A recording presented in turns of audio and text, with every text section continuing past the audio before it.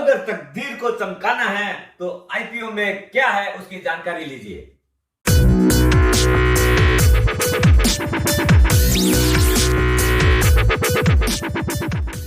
सुप्रभात दोस्तों, आप सभी का एसके हेल्थ एंड वेल्थ में स्वागत है।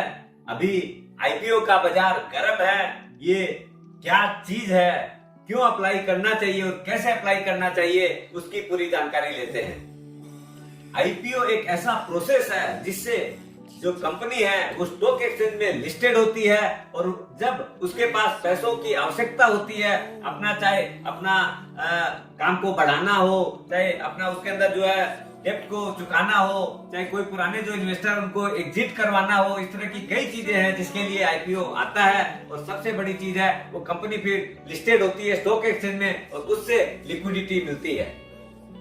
आईपीओ में आया हुआ पैसा कंपनी के पास, सबसे बढ़िया बात क्या होती है, इंटरेस्ट फ्री एक तरह से उन लोग को इक्विटी मिलती है और उससे क्या है कि कंपनी के ऊपर कोई भार नहीं आता है और वो अपना एक्सपेंड कर सकते हैं। ये जो आईपीओ में जब अपने अप्लाई करते हैं तो अपने जिस कंपनी का शेयर खरीदते हैं उसके अपने शेयर होल्डर बनते हैं और उसकी प्रोग्रेस के, उसके प्रॉफिट के अपने भागीदार बन जाते हैं। अब आता है कि अपने अप्लाई कैसे करें।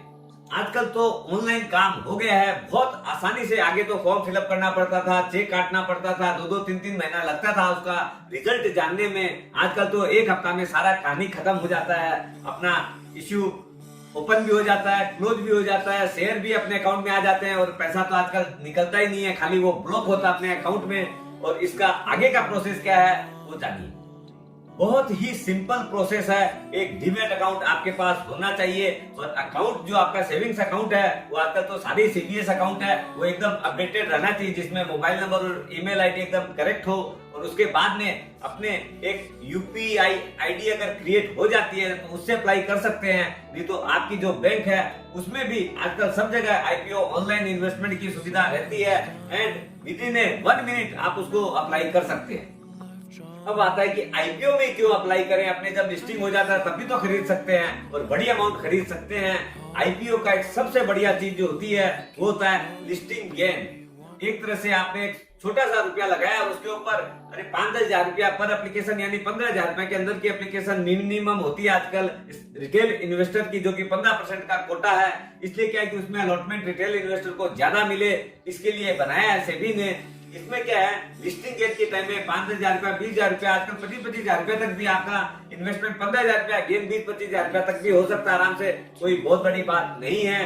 आप याद करिए, ऑल इंडिया है, आपका डीमार्ट है, बहुत सारे ऐसे इश्यूज आए हैं जिसमें लिस्टिंग गेन के अंदर जबरदस्त सफलता मिली थी इन्वेस्टर्स लोगों को। और भी आप याद करिए, और पुराने इश्यूज को, एचडीएफसी बैंक आई थी, सिर्फ 1,000 रुपया लिया था उन्होंने, 100 शेयर 10 रुपया करके एट पार दिया था उन्होंने। आज के दिन वो शेयर अगर किसी के पास है तो वो जो स्प्लिट बोनस सारे मिला के अगर जोड़ेंगे तो करोड़ों रुपए की वैल्यू हो गई है। ऐसे ही आप इन्फोसिस ले लीजिए, टीसीएस ले लीजिए, मतलब न्यूमेरियस कंपनी ऐसी है जिसमें लोगों के लॉन्ग टर्म के अंदर इतना बड़ा इन्वेस्टमेंट का रिटर्न मिला है। एक तरह से कह सकते हैं ऑल आर मल्टी बेगर्स, और उसके अंदर लोगों का टाइम्स में रुपया हुआ है। परसेंटेज की बात नहीं कर रहा हूँ, 50 टाइम्स, 100 टाइम्स, 200 टाइम्स भी ऐसी कंपनियां भी है जिसमें लोगों ने कमाई की है।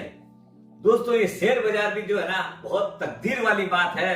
कई बार क्या है, अच्छा अलॉटमेंट आता है, अपने हो सकता है 2-5 हजार रुपया में बहुत खुश हो गए थे, 10,000 रुपया में, और अपने वो माल बेच देते हैं और बाद में वो बहुत बड़ा रुपया क्रिएट कर सकता है। इसलिए दोस्तों, तकदीर भी बहुत काम करती है स्टॉक मार्केट में। बहुत समझ के काम करना चाहिए यहाँ पर।